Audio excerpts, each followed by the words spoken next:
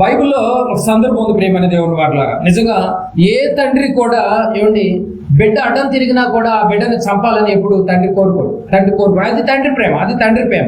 సమూయేలు ఈ సందర్భంలో బాగా అవసరం. ఈ యొక్క సందర్భంలో సమూయేలు 2వ గ్రంథం, సమూయేలు 2వ గ్రంథము అందరూ చూడాలి. సమూయేలు 2వ గ్రంథము 15వ అధ్యాయం. సమూయేలు 2వ గ్రంథము 15వ అధ్యాయము 13, 14, 15 వచనాలు మనము ఆలోచించగలిగితే ఏమండి, అబ్షలోము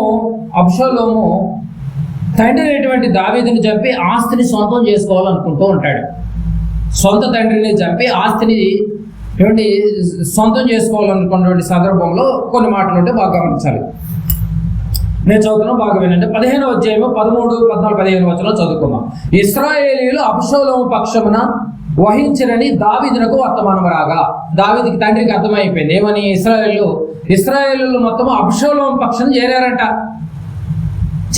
రైట్. దావీదు యెరూషలేము నందున్న తన సేవకులందరికీ ఈలాగున ఆజ్ఞ ఇచ్చారు: అబ్షలోము చేతులను మనం తప్పించుకొని రక్షణ నొందలేము, మనము పారిపోదుము రండి. అతడు హఠాత్తుగా వచ్చి మనలను పట్టుకొనకొను, మనము కీడు చేయకొను, పట్టణమును కత్తివాత హతము చేయకొను ఉండునట్లు మనము త్వరగా వెళ్ళిపోదాము రండి. ఏడు బాగా గమనించారు. త్వరగా వెళ్ళిపోదాము రండి. అందుకు రాజు సేవకులు ఈలాగున మనము చేసిరి: చిత్తగించుము, నీ దాసులమైన మేము మా ఏలిన వాడనగు రాజునకు నీవు సెలవిచ్చినట్టు చేయదము సిద్ధముగా ఉందని చెప్పాను. బాగా గమనించాలి. రాజ్యం మొత్తము ఇంకేమండి ఆస్తిని సంపాదించుకోవాలని చెప్పి అబ్షలోము ప్రయత్నం చేస్తున్నాడు. ఇశ్రాయేలీయులందరూ అబ్షలోము పక్షాన్ని వెళ్ళిపోయారు. ఇది దావీదుకి తెలిసిపోయింది. అయితే ఇలా అవటానికి ముందే నిజంగా మరి అబ్షలోము కూడా ముందుగానే ప్లాన్ వేసిన సంగతి దావీదు గారికి అర్థమైపోయింది. ఎలా మాట్లాడుతున్నాడంటే అదే 15వ అధ్యాయం 8వ వచనంలో మాట్లాడుతుంది. చూడండి. రాజునద్దకు వచ్చి, నీ దాసుడైన నేను సిరియా దేశం అందలి గెషూరు నందుండగా యెహోవా నన్ను యెరూషలేమునకు తిరిగి రప్పించిన ఎడల నేను ఆయనను సేవించేదను, మొక్కుకొంటిని గనుక నేను హెబ్రోనునకు పోయి యెహోవాకు నేను మొక్కుకొనిన మొక్కుబడి తీర్చుకొనుటకు నాకు సెలవిమ్మని మనవి చేయగా, దావీదు దగ్గరికి వచ్చాడు. నేను మొక్కుకున్నాను ఆయన హెబ్రోన్లో అని చెప్పి, హెబ్రోనులో మొక్కుబడి ఉందని ఏమండి కపట ఆలోచన చేశాడు. దావీదు మీద పగబట్టాడు, అబద్ధం చెప్పి వెళ్ళాడు, మొక్కుకున్నాడని. రైట్, బాగానే ఉంది.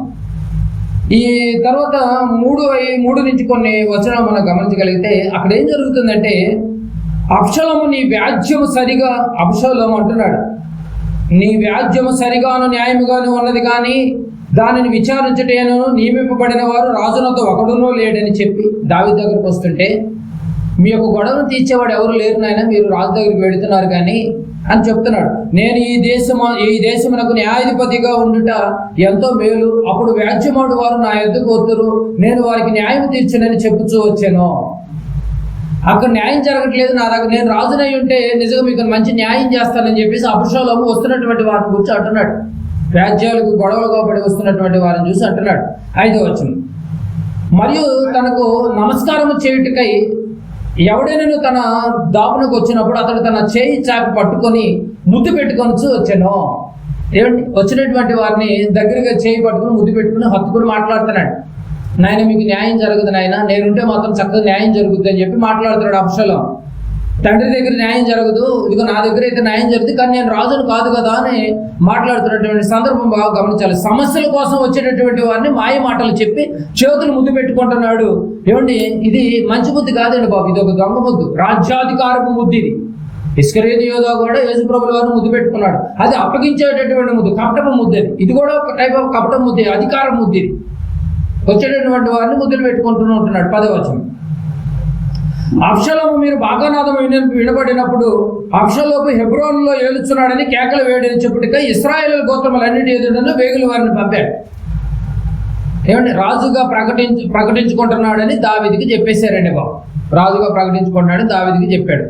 ఏమంటే నిజంగా దావీదు గారి యొక్క వైఖరి మనకు తెలియదే కాదు. దావీదు గారు కత్తి పడితే 10,000 మందిని చంపగలడు, కానీ ఎందుకు ఎదురుపడి యుద్ధం చేయలేకపోతున్నాడు అబ్షలోము మీద? ఎదురుపడి యుద్ధం చేయొచ్చుగా. 10,000 మంది నరికినటువంటి వాడు కత్తి పడితే వీళ్ళని చంపడం పెద్ద విషయం కాదు దావీదు గారికి. ఏమండి అలాంటి సిచ్యువేషన్లో మాట్లాడుతున్నటువంటి సందర్భమే ఇదిగో 13 నుంచి 15 వచనం మనం చదువుకున్నటువంటి మాట. ఇదిగో మనం ఇప్పుడు కత్తి పెడితే రాజ్యంలో చాలా మంది చిన్నభిన్నం అయిపోతారు నాయన, ఇప్పుడు మనం కత్తి పట్టుకోవటం కుదరదు అని పట్టడం కత్తివాతి చేత హతము చేయ కూడినట్లు నా వలన పట్టణపు వాసులు చచ్చిపోతారు. దావీదు మాట్లాడుతున్నాడు. ఎంత గొప్పగా అంటే రాజు ఆలోచన ఎంత గొప్పగా ఉందో చూడండి. రాజులకున్న లక్షణం తన ప్రజలు కాపాడుకోవాలి. ఆ ఆలోచన దావీదుకి రాజు అయినటువంటి దావీదుకు ఉంది, కానీ అబ్షాలోముకు లేదు. అబ్షాలోముకు లేదు. బాగా గమనించగలిగితే దీన్ని బట్టి మనం ఆలోచించగలిగితే సంఘ కాపరి లక్షణం సంఘాన్ని కాపాడుకోవాలండి బాబు. సంఘాన్ని గాలికి వదిలేయకూడదు. ఆత్మను రక్షించే వాక్యాన్ని చెప్పి కాపాడుకోవాలి తప్ప ఏమండి ఆత్మలను రక్షించలేని వాక్యాలు చెప్పి ఎప్పుడు వదిలేయకూడదు. రాజుకున్నటువంటి లక్షణం. దావీదు పరిస్థితి కూడా, దావీదు పరిస్థితి చూస్తే ఆ టైంలో మాట్లాడుతున్నటువంటి మాటలు 15వ అధ్యాయం 30వ వచనం చూడండి. 15వ అధ్యాయంలో కూడా 30వ వచనం మాట్లాడుతున్నాడు చూడండి. అయితే దావీదు ఒలీవ చెట్ల కొండ ఎక్కుచు ఏడ్చుచు తల కప్పుకొని పాదరక్షకులు లేకుండా కాలినడకొని వెళ్ళాను. అతని యొద్ద నున్న జనులందరూ తలలు కప్పుకొని ఏడ్చుచు కొండ ఎక్కిరి. ఏమండి బాగా గమనించగలిగితే రాజు ఆలోచన చూడండి. రాజు ఆలోచన చూడండి. ఈ హడావిడిలో నిజంగా చెప్పులు కూడా తొడుక్కోలేదండి బాబు. ఇంతలో చెప్పులు కూడా తొడుక్కోకుండా కొండెక్కేస్తున్నాడు రాజు. ఇంతలో ఒక వార్త వచ్చి పడింది. 31వ వచనం. అంతలో ఒకడు వచ్చి అబ్షాలోము చేసిన కుట్రలో తన కొడుకే కుట్ర చేస్తున్నాడు. అబ్షాలోము చేసిన కుట్రలో అహీతోపెలు చేరి ఉన్నాడన్న సంగతి దావీదుకు తెలియజేయగా దావీదు యెహోవా అహీతోపెలు యొక్క ఆలోచన చెడగొట్టమని ప్రార్థన చేశాడు. అబ్షాలోము చేసిన కుట్రలో అహీతోపెలు చేరాడు అన్న వార్త వచ్చింది. అహీతోపెలు నిజంగా అంటే మాస్టర్ ప్లాన్ వేస్తాడు. ఏదైనా వేసాడంటే సక్సెస్ అయిపోవాలి అహీతోపెలు. అలాంటి మాస్టర్ ప్లాన్ వేసేటటువంటి వారి యొక్క సమక్షంలో ఇప్పుడు ఎవరున్నారు? అబ్షాలోము ఉన్నాడు. అబ్షాలోము వచ్చి చంపేస్తాడేమో నేను అనుకుంటున్నాడు. 32వ వచనం. దేవుని ఆరాధించు స్థలం ఒకటి ఆ కొండ మీద ఉండేను. వారు అచ్చటికి రాగా అర్కీయుడైన హుషై పై వస్త్రములు చింపుకొని తల మీద ధూళి పోసుకొని వచ్చి రాజుకు దర్శనం చేశాను. రాజు, నీవు నాతో కూడా వచ్చిన ఎడల నాకు భారంగా ఉందుదు. నీవు పట్టణమునకు తిరిగిపోయి రాజా, ఇంతవరకు నీ తండ్రికి నేను సేవ చేసినట్లు ఇకను నీకు సేవ చేయదని అబ్షాలోముతో చెప్పిన ఎడల నీవు నా పక్షము నా వాడవై ఉండి అహీతోపెలు యొక్క ఆలోచన చెడగొట్టగలవు. 35వ వచనం. అక్కడ బాగా గమనించగలిగితే ఈ ఆలోచనను మనం బాగా గమనించగలిగితే మనము ఇక్కడ ఏం జరుగుతుందంటే ఈలోగా తన స్నేహితుడైనటువంటి హుషై వచ్చాడండి బాబు. హుషై దావీదు దగ్గరకు వచ్చి చెప్పి పంపాడు. దావీదు ప్రార్థన చేశాడు, ఈసారికి అహీతోపెలు ఆలోచన చెడగొట్టమని. యుద్ధం హడావిడిగా ప్రారంభమైంది. ఏమంటే దావీదు కొండ మీదకి వెక్కి ఏముంది నిజంగా ప్రేమతో ఏం మాట్లాడుతానండి. యుద్ధం జరుగుతుంది. దావీదు ప్రార్థన చేస్తున్నాడు. ఇప్పుడు ఏం మాట్లాడుతున్నాడు చూడండి. దావీదు ఏం మాట్లాడుతున్నాడు చూడండి. 18వ అధ్యాయం 5వ వచనం చూడండి. 18వ అధ్యాయం 5వ వచనం. నిజంగా ఒక తండ్రి కొడుకులకు ఉన్నటువంటి ప్రేమ మీరు బాగా గమనించగలిగితే 18:5. అప్పుడు రాజు యోవాబును అబీషైను ఇత్తయిని పిలిచి నా నిమిత్తమై అమరుడైనటువంటి అబ్షాలోమును దయచూపుడని ఆజ్ఞాపించను. నా నిమిత్తమై అబ్షాలోము మీద దయచూపుడని ఆజ్ఞాపించాను. ఏమంటే యుద్ధం మోపుగా జరుగుతుంటే ఏమంటే దావీదు కొండ మీద ప్రేమతో ఉండి మాట్లాడుతున్నటువంటి మాటలు చూడండి. ప్రేమ ఎలా చూపిస్తున్నాడో చూడండి. జనులందరూ వినుచుండగా రాజు అబ్షాలోమును గురించి అంటే దావీదు రాజు అబ్షాలోమును గురించి అధిపతులందరికీ ఆజ్ఞ ఇచ్చాడంట. ఏం ఆజ్ఞ ఇచ్చాడు? ఏం ఆజ్ఞ ఇచ్చాడండి? అబ్షాలోము మీద దయ చూపించాడండి. అది తండ్రి ప్రేమ అంటే. కొడుకు చంపుతాడని వెనక వస్తున్నా కూడా ఆ కొడుకుని చంపకూడదని ప్రేమ చూపిస్తున్నాడు చూడండి. అది తండ్రి ప్రేమ అండి. తండ్రి ఎప్పుడు కొడుకు అన్యాయం చేస్తున్నా, అక్రమం చేస్తున్నా, పాపాల చేతను చచ్చి పడి ఉండగా కూడా దేవుని పనిలో ఉన్నా పనిలో లేకపోయినా కూడా ప్రేమిస్తున్నాడన్న సంగతి మాత్రం మీరు మర్చిపోకూడదు. దాని ఎగ్జాంపుల్ గా దావీదు అబ్షాలోమే. కొడుకు ఆరాటంతో వస్తున్నాడు, కంచర గాడిద మీదకి వస్తున్నాడు. జుట్టు ఎక్కువగా ఉందండి బాబు. జుట్టు ఎక్కువగా ఉండటం వలన 9వ వచనం. అబ్షాలోము కంచర గాడిద మీద ఎక్కిపోవచ్చు. దావీదు సేవకులకు ఎదురాయను.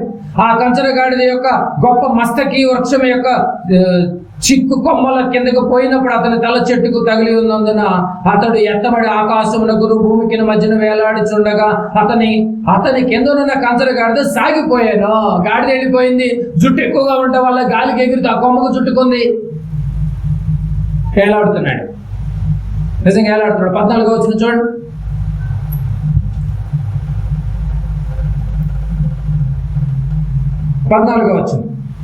యోబు నీవు చేయు వరకు నేను కాచుకొని ఉండగా అని చెప్పి 3 బాణములు చేత పట్టుకొని పోయి మస్తకి వృక్షమున వేలాడుచు ఇంకాను ప్రాణములతో ఉన్న అభిషాలం యొక్క గుండెకు గురి పెట్టి తన ఆయుధములు మోయే వారిని 10 మంది చుట్టుకొని ఉండగా అబ్షాలోమును కొట్టి చంపాను. అబ్షాలోమును చంపేసేసారండి. దావీదు గారు వద్దంటున్నాడు, అబ్షాలోము గారిని చంపేసేసారు. వద్దునైనా ఆయన దేవుడు ప్రార్థన చేస్తున్నాడు, కుమారుని బ్రతికించిన ఆయన. చిన్నవాడు తెలియక చేస్తున్నాడు. తండ్రికి ఉన్నటువంటి గొప్ప లక్షణం చూశారండి. తప్పు చేస్తున్నా కూడా, తిరగబడుతున్నా కూడా ప్రేమించేటటువంటి గొప్ప వ్యక్తిగా ఒకనాడు దావీదు గారు ఉన్నాడండి. అందరూ వెళ్ళిపోయారు, బాణాలతో కొట్టి చంపేసేసారు. అందరూ వెళ్ళిపోయారు, కాముగా ఎవరు మట్టుకు వాళ్ళు వెళ్ళిపోయారు. అప్పుడు ఏలాడుతున్నటువంటి డెడ్ బాడీని చూసి ఇవ్వండి తండ్రి ఏం మాట్లాడుతున్నాడు చూడండి. 32వ వచనం, అదే అధ్యాయము 32వ వచనం.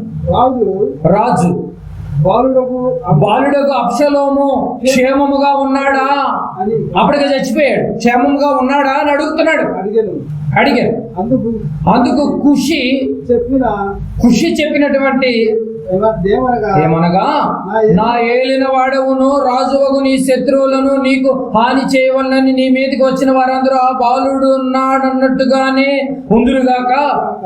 అప్పుడు 33 రాజు బహు కలతపడి గుమ్మమునకు పైగానున్న గదికి ఎక్కిపోయి ఏడుచుచు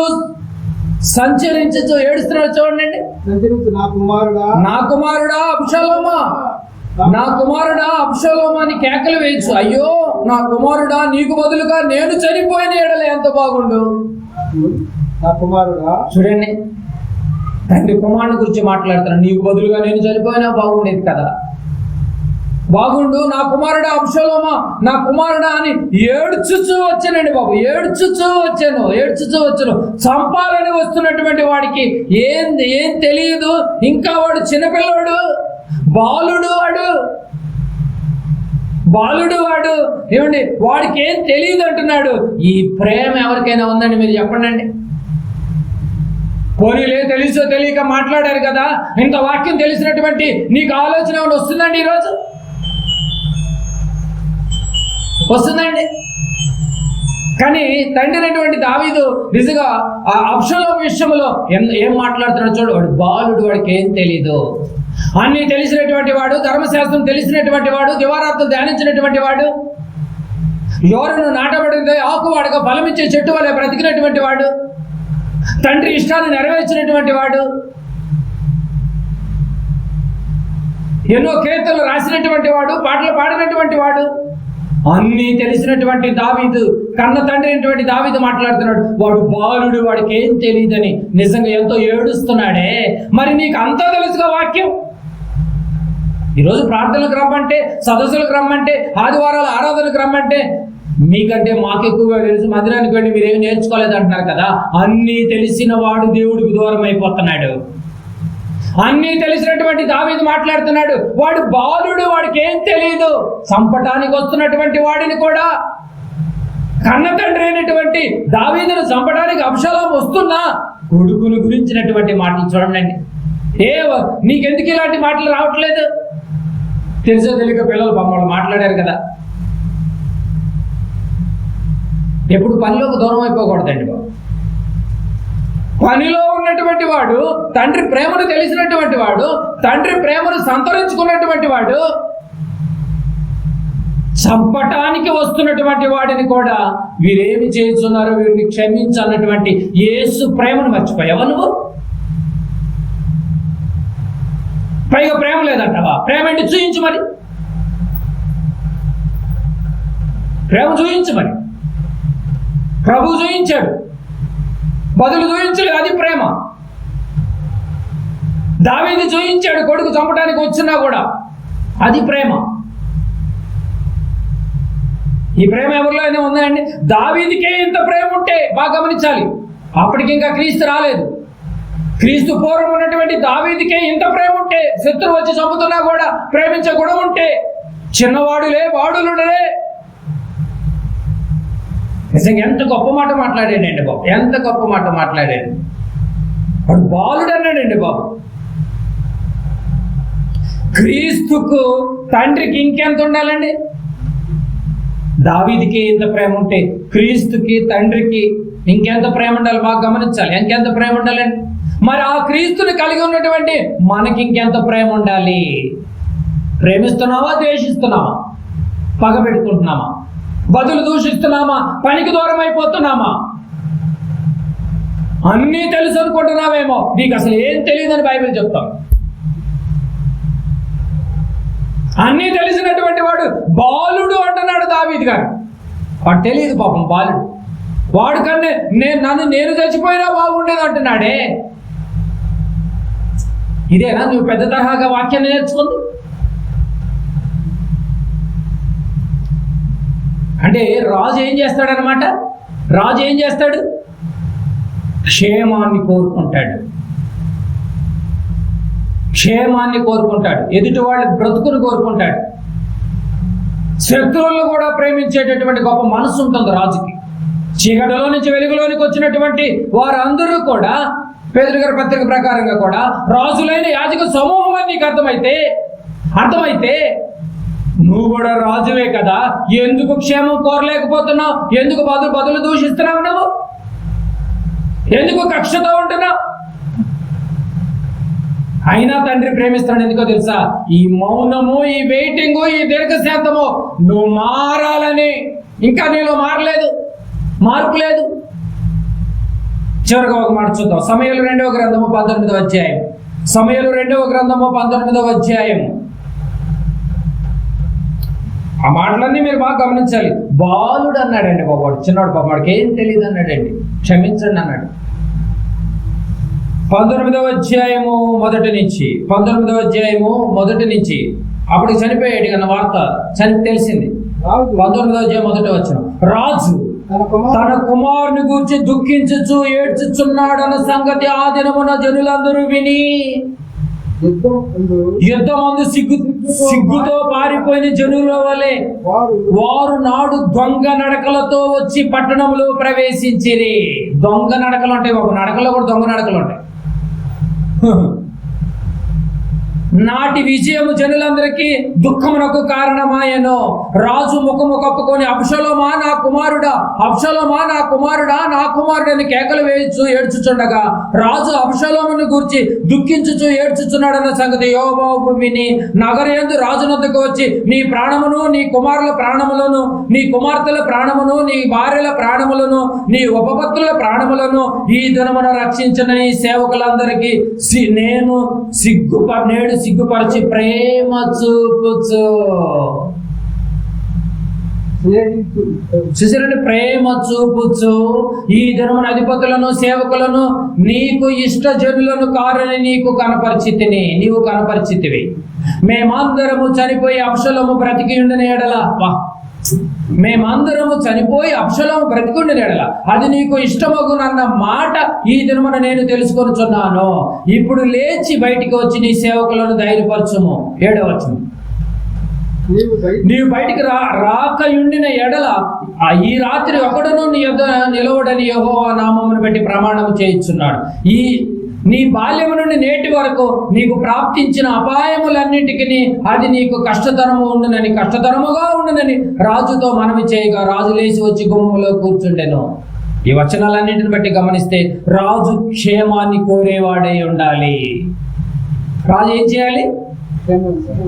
క్షేమాన్ని కోరేవాడై ఉండాలి. అధిపతి క్షేమాన్ని కోరేవాడై ఉండాలి.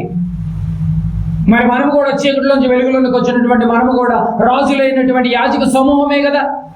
నీవు నేను రాజులమని నీకు అర్థమైతే మనం కూడా ఎదుటి వాళ్ళ యొక్క ద్వేషాన్ని కోరకూడదు, బదులు దూషించకూడదు, క్షేమాన్నే కోరాలి. వాళ్ళు బాగుండాలి. తెలుసో తెలియక మాట్లాడుతున్నారు, వాళ్ళు బాల్యపు క్యారెక్టర్లో ఉన్నారేమోనని నువ్వు ఎప్పటి వరకు అనాలి? అంతం వరకు, చనిపోయేంత వరకు. రాజు లేకపోయినా రాజ్యం లేదని. రాజు లేకపోతే రాజ్యం లేదండి. రాజు లేకపోతే రాజ్యం లేదు. సంఘం ఉండి సేవకులు లేకపోతే బాగుంటుందండి? సంఘం ఉండి సేవకులు లేకపోయినా బాగోదు. రాజుండి రాజ్యం లేకపోయినా బాగోదు. రాజ్యం లేని రాజు ఉండి కూడా ఏం చేసుకోను. అందుకని రాజు ఏం చేయాలి? ఎప్పుడు రాజ్యపు క్షేమ అభివృద్ధిని కోరాలి. సేవకుడు నిజంగా సేవకునికి వెన్నెముకగా సంఘం ఉండాలండి బాబు. సేవకునికి వెన్నెముకగా సంఘం ఉండాలి. సంఘాన్ని సేవకుడు చక్కగా నడిపించాలి. చంపే పరిస్థితి వచ్చినా కూడా, శత్రువుగా మారి ముద్దు పెట్టుకొని చంపే పరిస్థితి వచ్చినా కూడా నువ్వు క్షేమం కోరుతూనే ఉండాలి. ఉదాహరణగా ఇస్కరియోతు యూదా యేసు ప్రభువుల వారిని చంపడానికి ఎంతో అప్పచెప్పకని ఎన్ని ప్రయత్నాలు చేసినా కూడా ఇస్కరియోతు యూదా క్షమానే కోరాడు. కనుక బాగా గమనించగలిగితే ప్రియమైన దేవుని వారలారా, క్రీస్తును ద్వేషిస్తున్నా, క్రీస్తు పేరు చెప్పుకొని, క్రీస్తు రక్తం తాగుతూ, క్రీస్తు రక్తంలో కడగబడుతూ, ఆ క్రీస్తు చెప్పిన మాటలు వింటూ కూడా, ఆ మాటల ప్రకారంగా బ్రతకకపోయినా కూడా నువ్వు క్రీస్తుని ద్వేషించినట్టే. క్రీస్తుని ద్వేషిస్తున్నా దేవుడు ప్రేమిస్తున్నాడంటే వారి మార్పు కోరుతున్నాడు. అదే దేవుడు తండ్రి అయినటువంటి గొప్ప మనసు, తండ్రికున్న మనసు. నువ్వు మారాలని ఇంకా కోరుతున్నాడు, మార్పు చెందాలనే కోరుతున్నాడు. అందరూ మారాలనే ఉందండి. అది దేవుడి ప్రేమ. అందరూ మారాలి. నువ్వు మారిన నువ్వు మళ్ళీ లోకంలోనే కలిసిపోయావు. ఏం ఉపయోగం? బదులు చూపిస్తున్నావు, తిడుతున్నావు, హేళన చేస్తున్నావు. కడుపు మంటగా ఉంది. పనిలో ఉన్న వాళ్ళు చూసి కడుపు మంటగా ఉంది. రేపు జీతం తీసుకుందామనేనా? వాని క్రియల నిమిత్తం జీతం ఇస్తాను, జీతం తీసుకోవాలనుకున్నటువంటి వాడు నోరు మూసుకుని సేవలో కొనసాగిస్తూ ఉండాలి. సేవకు దూరమైనటువంటి వాడు నా నరకానికి దగ్గర అవుతాడు. కనుక మనం మారాలన్నదే దేవుడి కోరిక. నిజంగా మనం మారాలి అన్నది ఫస్ట్ దేవుడి కోరిక. ఆ తర్వాత బయట వారు మారాలనే వారికి అవకాశం ఇస్తున్నాడు నీ ద్వారా. నువ్వే సరిగా లేక, బయట వాళ్ళు సరిగా లేక, నిజంగా దేవుడు ఎంత బాధపడతాడో ఒకసారి నిజంగా ఈ ఉదయకాలంలో మనం గమనించగలిగితే. క్రీస్తును ద్వేషిస్తున్నా కూడా ఇంకా నువ్వు మాటిచ్చినటువంటి మాట తప్పుతున్నా కూడా ఇంకా నేను బ్రతికిస్తున్నాడంటే అది దేవుడు మహాప్రేమ అన్నాడు. మహాప్రేమ.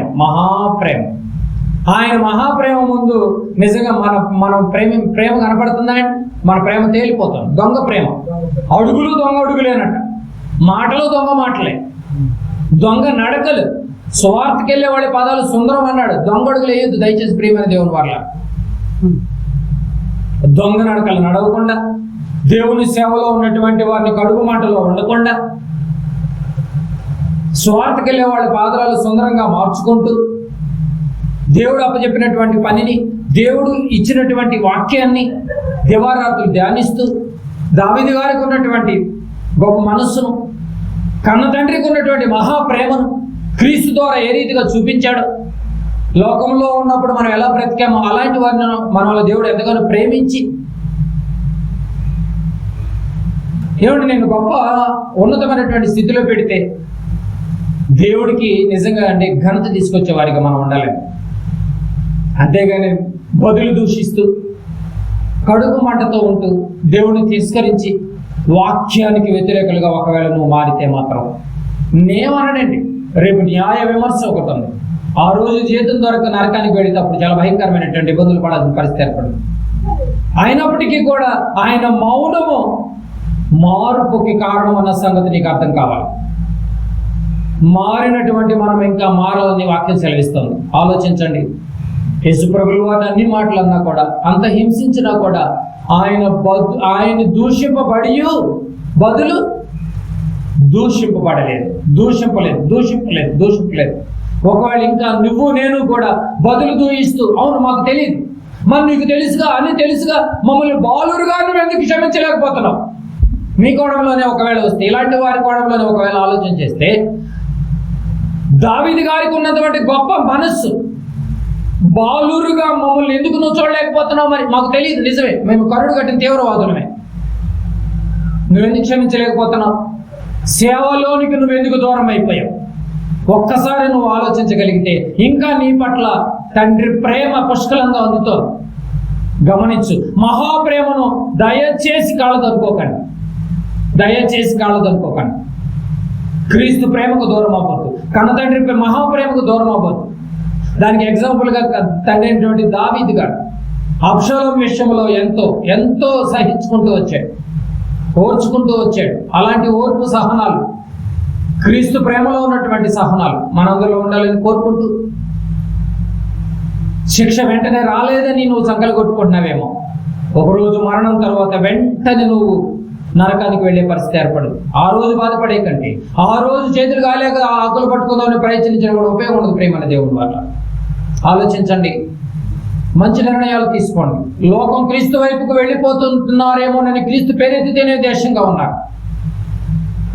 క్రైస్తవులుగా ఉన్నటువంటి మనము క్రీస్తు పేరు చెప్పుకొని ఏమండి దొంగ నడకలు, దొంగ బ్రతుకులు బ్రతుకుతూ ఒకవేళ మనముంటూ రేపు నరకానికి దగ్గర అయిపోతున్నామేమో ఆలోచించండి, మంచి నిర్ణయం తీసుకోండి. మహాప్రేమ ఇంకా నీ పట్ల నా పట్ల చూపించడానికి కారణము, కేవలము దీర్ఘశాంతం చూపించడానికి కారణము, ఇంకా మనలో మార్పు కావాలని కోరుకుంటాడు. ఆ మార్పు ఈ రోజు నుంచే మనము మంచి నిర్ణయాలు తీసుకుంటూ మంచిగా బ్రతకాలని, క్రీస్తులో, క్రీస్తు పరిచర్యలో, క్రీస్తు సువార్త దండయాత్రలో మనమందరం ఏకభావము ఏకాభిప్రాయంతో మనమందరం ముందుకు సాగాలని కోరుకుంటూ ఆశిస్తాం. చేరువచ్చిన బిడ్డలందరూ తలలోంచినట్లయితే ఒక మంచి నిర్ణయంతో బదులు సూచించేటటువంటి వారిలాగా, దేవుని తలంపులకు మన తలంపులకు లెక్కలు వేరు ఉన్నాయి. మన తలంపులు వెంటనే మాట్లాడతాం తిరిగి, దేవుడేమో ఏం మాట్లాడు, మౌనంగా ఉంటాడు. ఎందుకంటే కారణం మార్పు చెందాలని. ఎంత సరిగినా కూడా తిరిగి మాట్లాడలేదు. మనము సడుక్కుంటే తిరిగి మాటకు మాట అందించేంత వరకు ఒకవేళ ఉండలేకపోతున్నామేమో, మనంత దౌర్భాగ్యం కొక్కడలేదు. ఆలోచించండి, కళ్ళు మూసుకొని ప్రార్థన చేసుకుందాం. దయగలిగినటువంటి మా కన్న తండ్రి, మీ పాదాలు పొందనాలు చెల్లించుకుంటున్నాం. ఇంత మంచి మాటలు, విలువైనటువంటి మాటలు, మాలో ఉన్నటువంటి క్రూరత్వపు స్వభావాన్ని తీసివేసేటటువంటి మాటలు, మీ ప్రియ కుమారుడు బదులు దూషించలేదని చెప్పాడు తండ్రి. మేము బదులు దూషించేటటువంటి పరిస్థితిలో ఒకవేళ మేము ఉన్నామేమో, ప్రేమించలేని పరిస్థితిలో ఒకవేళ సంఘానికి దూరం అయిపోయి స్వార్థ సేవలో దూరం అయిపోయామో నాయన. నిజంగా ఇప్పటి వరకు విన్నటువంటి పరిస్థితులు గొప్ప ప్రేమ మాకు చూయించారు ప్రభా. అలాంటి ప్రేమలో ఉంటూ మీకు అప్పచెప్పాలే తప్ప మేము సొంత నిర్ణయాలు తీసుకొని జడ్జిమెంట్ని మేమే ఇచ్చుకొని సంఘానికి దూరమై, వాక్యానికి దూరమై, సహోదర ప్రేమకు దూరమై, బాల్యపు స్వభావంలో ఉన్నారే, ఇంకా ఎదగలేదు అన్నటువంటి స్వభావంలో ఉన్నారని ఒక తండ్రి లాంటి గొప్ప మనసు తలొచ్చిన బిడ్డలందరికీ, కాలేక దూరంగా ఉండి దూరంగా వింటున్నటువంటి బిడ్డలందరికీ ఇంకా ఎక్కువగా విరివిగా అందాలని కోరుకుంటూ ఆశిస్తాం. తలొచ్చిన బిడ్డలందరూ ప్రత్యేకంగా మీరు జ్ఞాపకం చేసుకోమని